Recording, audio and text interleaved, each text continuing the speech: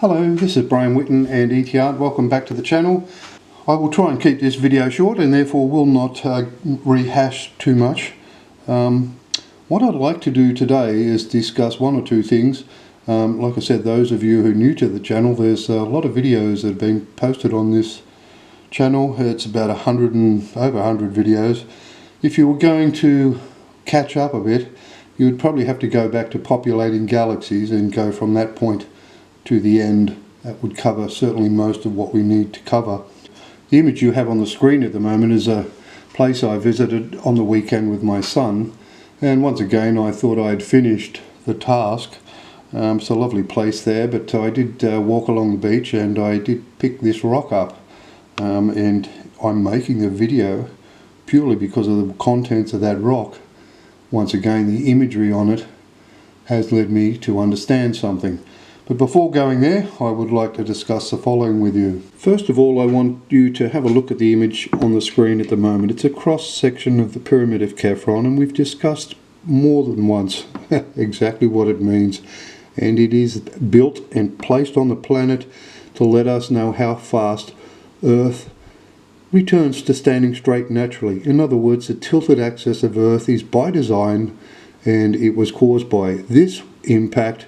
Was the first of 8, and what happens is it stands up naturally straight on its own. It's the sun's, one of the sun's fields grabs hold of the planet and immediately rips it up, and it takes about 33 minutes. We would all die in the first 3 seconds. The reason I come back to this pyramid cross-section though, no matter how I look at the pyramid's cross-section like this, there is no movement of rotation recorded. There is not even really the upward thrust easily explained, although the difference in height between the Queen's chamber or the King's chamber could be exactly that, but we see the motion downwards, not upwards, and we know the Earth is thrust upwards here. This next image you see is once again a megalith that was discovered. I initially saw this in a video that said it was in China, when in reality I've also had somebody tell me no, it's not, it's actually in the Middle East, and it was sat at the bottom of a dam because they built a new dam and filled it or covered it with water. You know, which part you believe of that I'm not sure, but it's irrelevant to a degree. It could be in my backyard and it would still mean the same thing. This is exactly the same process. It's telling us about the movement of Earth, the tilt of the axis, you know, straightening up. It's also recording on it the increase in speed of rotation of Earth. The steps that we see on the left portion here are in actual fact 30 steps. Over the other side you have 3. So you're getting told 33 minutes here, but you're actually getting recorded the rotational speed. We're not only getting the movement in the rotational speed and the straightening of the axis, but we're also getting the upward thrust recorded, because we're seeing these steps. The first 30 is lifting the Earth half of the Earth's dimension. So we're talking 4,000 miles upwards in 30 minutes. Whereas the next 4,000 miles is in 3 minutes. The result is this. That's what would happen to the Earth if it was allowed to go through this process. This is not here to tell us and threaten us with death, all of us. It's nothing like that. It's been put here to let us know what the situation is and why they have to come back. It is the way it is, okay? There's no way you get around this problem with this shifting plane of rotation taking 6,000 years and moving the plane of rotation of Earth around Sun 180 degrees to put what was a straight standing Earth going clockwise to a straight standing Earth going anti-clockwise. However, like I said, naturally the Earth would straighten on its own, and it happens very, very quickly. It's like anything in an electromagnetic field. Once a field is grabbed by another, it is a very, very immediate response. So the question we must ask ourselves, why is it then the pyramid is such a big structure compared to the one I've just showed you? But it only has half the story. You don't even get the real truth of the movement until you actually combine the serapeum with it as well. The serapeum design is very, very critical in knowing the speeds of the return of the axis. And the upward thrust is recorded there as well. But we don't get to my best of my understanding, and I've looked at the Serapeum floor layout quite a few times. These lines on this rock that I show you here were drawn on a rock in the middle of me making a video called the programmable rock. I eventually understood the hook line on the left hand side, which is actually what helped me solve the Serapeum. It was actually that line. I understood what it meant, and it was this, this shifting plane of rotation of Earth. But why, when we look at the pyramid then, does it not contain the same information on its own, and yet it is such a big, it's such a big structure?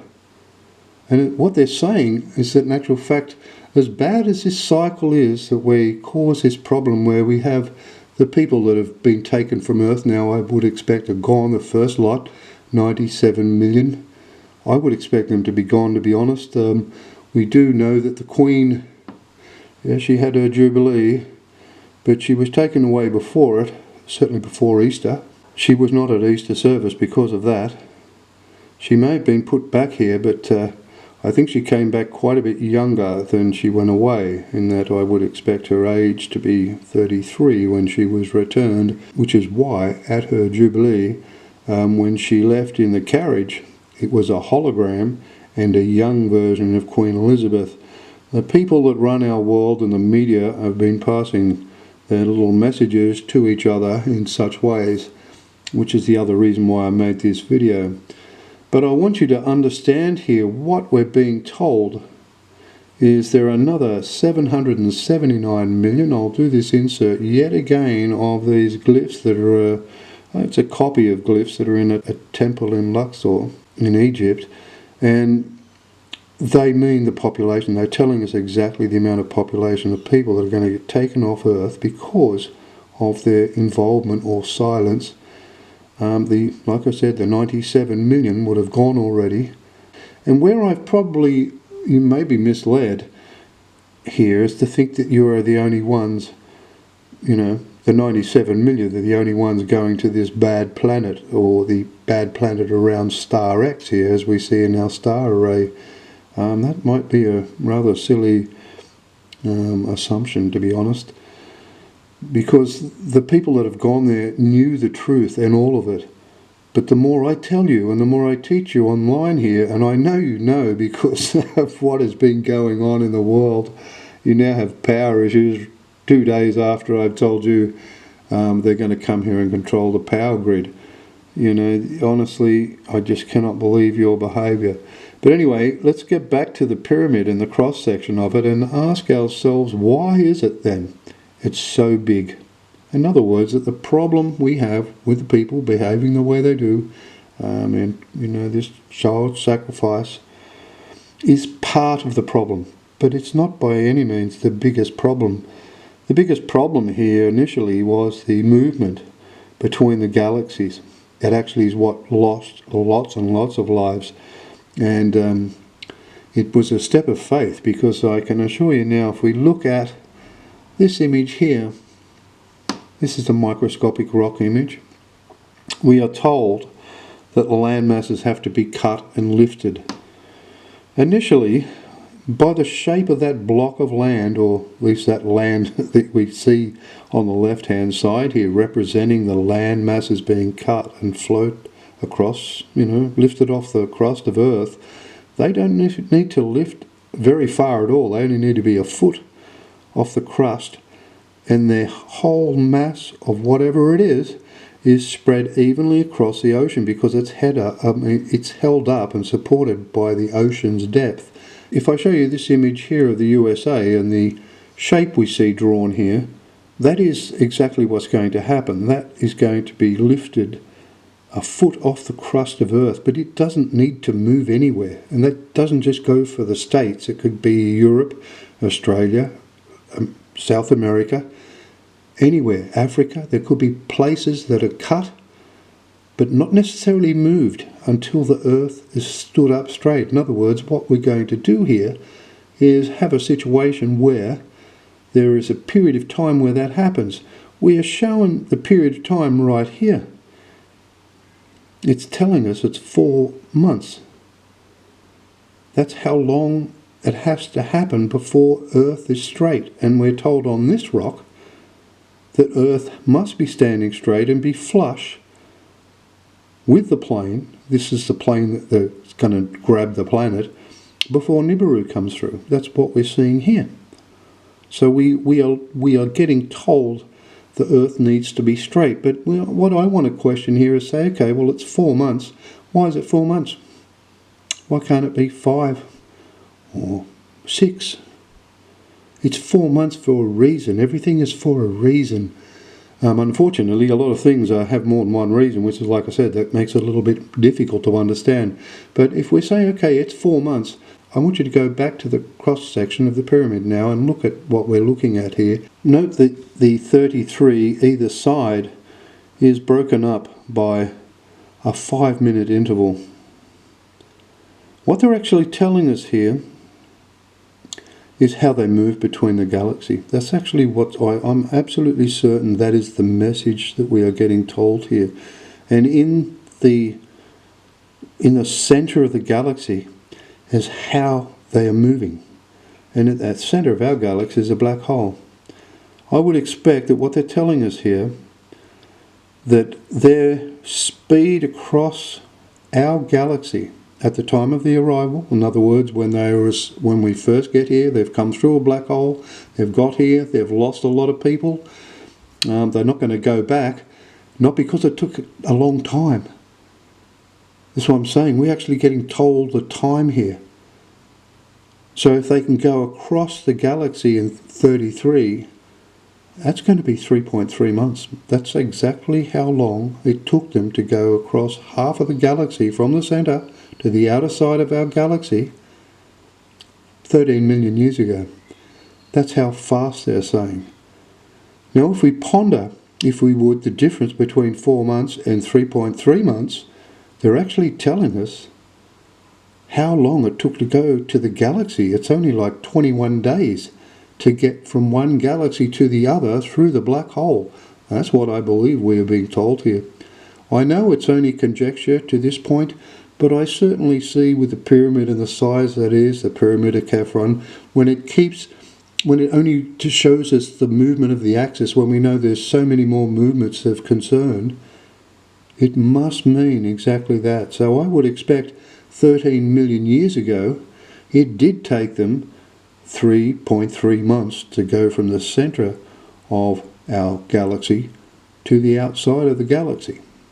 In which case our star here is on the outside of the galaxy, or at least believe so. I'm of that belief, that it is on the outer of our galaxy. So I believe they're telling us that that's how long it takes. It's actually, they're very, very smart. Now we could say, okay, well that's 13 million years ago, and it was 3 months and 3.3 months to do it. It makes you wonder whether the 33 minutes now is how long it takes them to do it now, 13 million years later.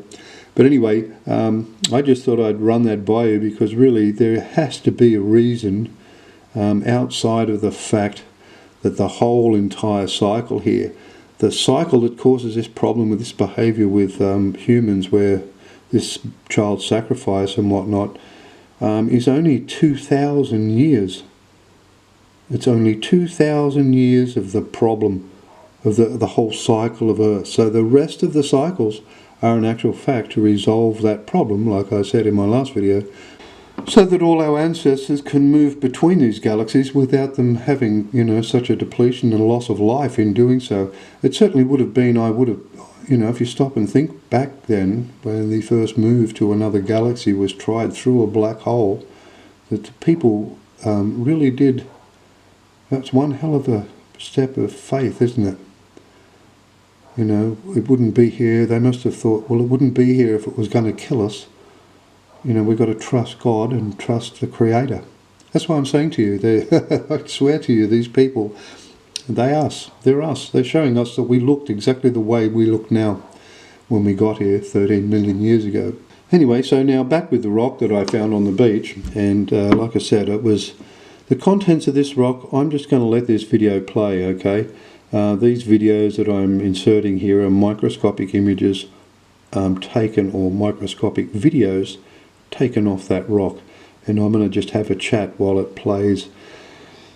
I want you to understand that, like I said, the problem here is that a perception of what it's going to be like where you get to this bad planet going around Star X in this array.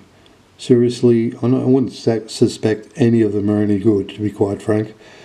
And if I'm still here and they're still inspiring me to pick up a rock, and that rock just seems to have the right answers on it, which happens over and over and over, we need to understand that my job isn't finished, otherwise I wouldn't be here right now, and your chances aren't all up yet. Number one, first thing we've got to realise is that the 97 million that are gone, they had their warning many, many times and knew the truth. The rest of the 779, well, they didn't until I made my videos, which are still doing all the same things. You're still pushing now, oh, vaccinations for this. You're still messing around with the power and trying to do all sorts of weird and wonderful things. The one thing you're not doing is telling us the truth. I am of the belief that there's something came into our solar system not so long ago, a day or two back, and it was a lot bigger than Earth by the looks of it. Only you guys in NASA and whatnot, you know what's going down. What I want you to understand is a concept of some people may be, oh no, it's okay, we'll go to Star X on the planet, we'll all gather together and we'll be able to fight these dinosaurs and manage our way, we're not stupid. The problem is that you're going there now, which is why I've called this video New Kids on the Block. And if you watch what's on the screen, you should get an idea as to what I'm talking about. The people that you get, when you get there, you're not the only people there. There are people there that have been there for many thousands of years. That is what we're being told on this rock. Many thousands of years, not just dinosaurs. The dinosaurs are probably your least biggest problem when you get there. It's actually going to be the other people that have been there that long. You know, they went there knowing the rules as well.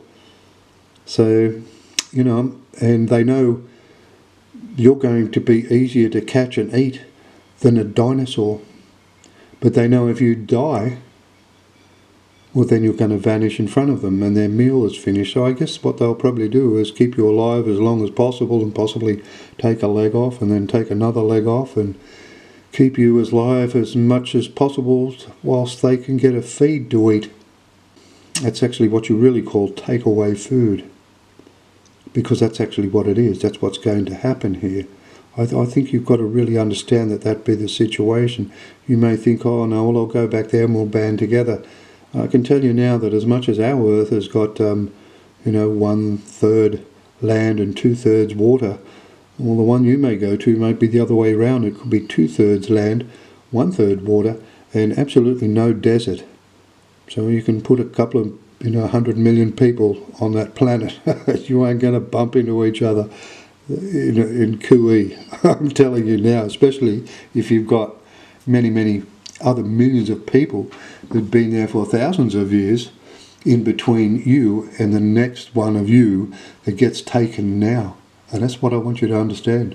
I wouldn't have found this rock with this message on it, if that wasn't the case. They want me to let you know that, number one, 97 million isn't the total number going to that star.